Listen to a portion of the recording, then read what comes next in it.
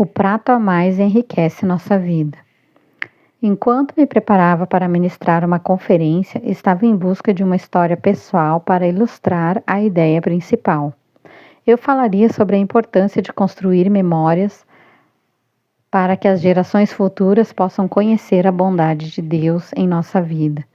Decidi ligar para o nosso filho Aaron e fazer uma pergunta. Aaron, é muito comunicativo. Pensa rápido e responde com facilidade perguntas sobre quase qualquer assunto. Achei que essa seria uma solução ágil e simples para minha necessidade de uma história pessoal, enquanto dava os toques finais em minhas apresentações. Eu já tinha em mente a resposta que gostaria que ele me desse. Tinha certeza de que Aaron diria exatamente algo que provaria meu argumento. Perguntei: Aaron, o que mais impactou sua vida quando cresci em nosso lar? Tinha certeza de que ele falaria nas refeições elaboradas que eu preparava em feriados ou nos pratos prediletos que eu cozinhava para ele, mas não foi nada disso. Sem hesitar, Aaron disse: Ah, isso é fácil, mãe. Foram as pessoas que recebemos em nosso lar. Ele prosseguiu falando das pessoas de quem se lembrava. Os estranhos se tornaram amigos dele. Você e papai convidavam ex-presidiários e missionários, cientistas e pregadores, pessoas de todas as raças e grupos étnicos. Algumas eram mais simples e outras muito sofisticadas. A diversidade de pessoas que vocês recebiam em casa causou grande impressão em mim, cada uma delas contando sua história. Ao redor da mesa aprendi lições das quais nunca me esquecerei. É verdade. As pessoas únicas que comeram à nossa mesa enriqueceram nossa vida de muitas formas. Jesus disse que quando colocamos um prato extra para o menor dentre esses, é como se ele mesmo se assentasse conosco. Mateus 25:40. A presença de Jesus abençoou nossos convidados e moldou os valores de nossos filhos. Essencial para a liderança bíblica. Em sua primeira carta a Timóteo, Paulo instrui o jovem pastor acerca das qualificações necessárias para um bispo ou supervisor na igreja. A hospitalidade é citada junto com outras características muito valorizadas. É necessário, pois, que o bispo seja irrepreensível, marido de uma só mulher, moderado, sensato, respeitável, hospitaleiro e apto para ensinar. Não deve ser apegado ao vinho, nem violento, mas sim amável, pacífico e não apegado ao dinheiro. 1 Timóteo 3, do 2 ao 3. Quando nos casamos, Larry já era um ministro em tempo integral. Eu sabia que a hospitalidade era algo que eu deveria praticar para não desqualificá-lo a ser líder da igreja. Compreendia que poderia atrapalhar a eficácia de seu ministério caso me recusasse a estar preparada para levar pessoas para o nosso lar, a qualquer momento. Por isso, separei uma prateleira em nossa despensa com alimentos preparados a fim de poder fazer refeições rápidas para visitas inesperadas. Eles ficavam reservados para emergências e não eram usados nos cardápios do dia a dia. Por exemplo, embora eu tivesse o costume de preparar meu próprio molho para massas, em nossa despensa sempre havia molho de tomate pronto. Eu também estocava sopas, pó para pudim, mistura pronta para brownie e bolo, e assim por diante. Demonstrar hospitalidade não é o mesmo que receber pessoas em casa. Receber pessoas em casa é convidar visitas para se mostrar, exibindo como você cozinha bem e como é linda a porcelana que ganhou de herança da família. É mais do que jantar e assistir a um filme. Em vez disso, a hospitalidade é uma atitude do coração. É transformar estranhos em amigos. Sua atitude deve refletir o desejo sincero de aquecer o coração e renovar o espírito daqueles que se servem em seu prato a mais. Seja ele de plástico, papel ou porcelana fina. Tal atitude se demonstra em tudo o que você faz e diz enquanto seus convidados estão presentes, dispensando-lhes atenção total. Conversa agradável. As conversas com seus convidados devem ser positivas e edificantes. O apóstolo Paulo instrui: sejam sábios no procedimento para com os de fora. Aproveitem ao máximo todas as oportunidades. O seu falar seja sempre agradável e temperado com sal, para que saibam como responder a cada um. Colossenses 4, do 4 ao 6. Não consigo pensar em nada mais triste do que uma pessoa negativa, reclamadora e rabugenta. Durante anos, enquanto li essa passagem, pensava que se referia a não reclamar por ter convidado alguém para ir à sua casa. Então pensava: por que eu convidaria pessoas para vir ao meu lar e depois reclamaria por tê-las aqui? Isso não faz o menor sentido.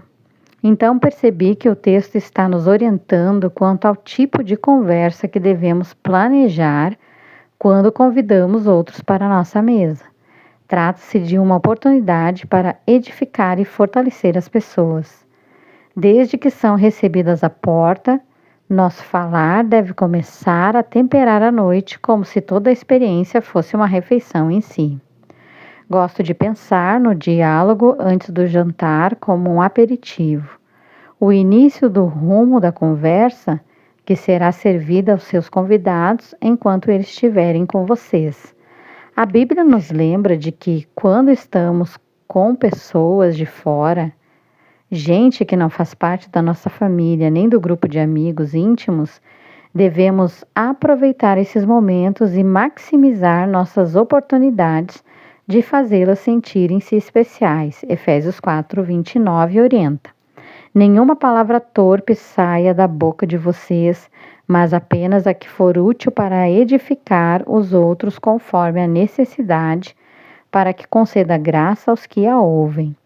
A conversa agradável, temperada com graça, nos leva a escolher as palavras com sabedoria e só dizer coisas que despertem o melhor nas pessoas com quem estamos falando.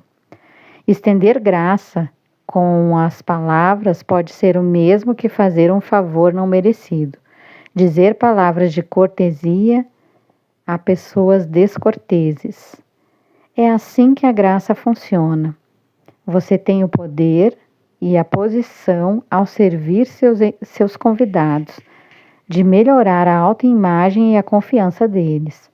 As Escrituras nos instruem a buscar dons com dedicação para edificar e confortar os outros. 1 Coríntios 12, 31.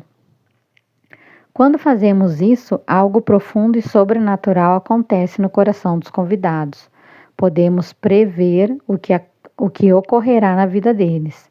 Esperança, felicidade, amor e paz. Tudo isso pode acontecer quando colocarmos um prato a mais e escolhemos nos concentrar na bênção daqueles que compartilham a mesa conosco. Nossa experiência de jantar aos domingos. Inerente à prática da hospitalidade, encontra-se a demonstração de um valor pessoal, o valor do serviço. Como praticávamos esse valor no lar, nossos filhos e netos são envolvidos em servir os outros. O caráter deles foi moldado enquanto participavam do preparo de nosso jantar aos domingos. Os domingos eram dias agitados em nossa casa. Como Larry era pastor, titular em tempo integral, chegávamos à igreja antes de todos. Nos primeiros anos de nosso ministério, nós dois éramos professores da escola dominical. Larry dirigia o louvor e eu tocava órgão. Nós ensaiávamos o coral e ele pregava. Depois voltávamos à igreja para o culto da noite. Não era uma mera repetição do que ocorria pela manhã, mas tratava-se de um momento único de adoração, no qual Larry pregava outro sermão. 2 mensagens todos os domingos. Pessoas que iam às outras igrejas nos domingos de manhã frequentavam nossos cultos à noite. Nosso templo ficava lotado, com mais de 1.000 pessoas. Era nesse culto que cantava nosso coral de jovens com 100 vozes. Quando eles cantavam, parecia que o teto ia se erguer. Seu louvor era glorioso. Quando o culto terminava, era tarde e as crianças precisavam dormir, pois teriam aula no dia seguinte. Com essa agenda, pode parecer que nosso jantar de domingo se perderia em meio às responsabilidades do dia. É provável que eu tivesse uma boa justificativa para me considerar ocupada demais para preparar uma refeição e jantar em casa. Entretanto, sou muito feliz por não ter pensado assim e privado minha família das lembranças eternas daquilo que presenciamos durante os jantares de domingo. Transforme sua mesa num lugar de cooperação. Antes da refeição, as responsabilidades do preparo devem ser distribuídas antes da refeição. Todos devem esperar a mãe se sentar antes de fazer a oração, durante a refeição. O pai pode dar início à conversa se estiver em casa, enquanto a mãe e os filhos mais velhos se servem. Após a refeição, ninguém deve receber a tarefa de tirar a mesa sozinho. É responsabilidade de cada um tirar o próprio prato até a mesa ficar limpa. O jantar de domingo precisava ser preparado no sábado. Os sábados eram dias muito importantes de preparação para a nossa família. Depois de tomar café da manhã, a mesa, toda a família, inclusive os hóspedes que moravam conosco, trabalhava em conjunto preparando a casa para o final de semana. Os homens aspiravam o carpete e cortavam a grama, enquanto as mulheres lavavam roupa, trocavam os lençóis, tiravam o pó dos móveis, aprontavam a roupa do dia seguinte, arrumavam a mesa e iniciavam os preparativos para o jantar do dia seguinte. Todos organizavam o próprio quarto e guardavam roupa que estavam fora de lugar. Eu me certificava de limpar os banheiros e deixá-los em ordem para os convidados. Eu tornava a limpeza de casa divertida para todos, assim como minha mãe fizera comigo. Inventávamos brincadeiras, dividindo os cômodos e competindo para ver quem conseguia terminar primeiro. Ajudávamos uns aos outros e sempre havia uma recompensa no final da manhã. Sei que parece que trabalhávamos o dia inteiro, mas não era assim. Quando todos ajudam, a casa fica pronta rápido. O jantar de domingo em casa era uma tradição que eu peguei tanto da minha família quanto da do Larry. Muito planejamento, tempo e energia eram dedicados para tornar a refeição especial. Eu costumava servir o jantar na copa e usava minhas melhores louças. Era a grande refeição do dia. No final da tarde, esquentávamos o almoço ou comíamos um lanche. Era raro jantarmos só nós 4, no domingo. Larry e eu tínhamos o costume de encher a mesa. A lista de convidados incluía amigos íntimos, assim como pessoas que não conhecíamos muito bem.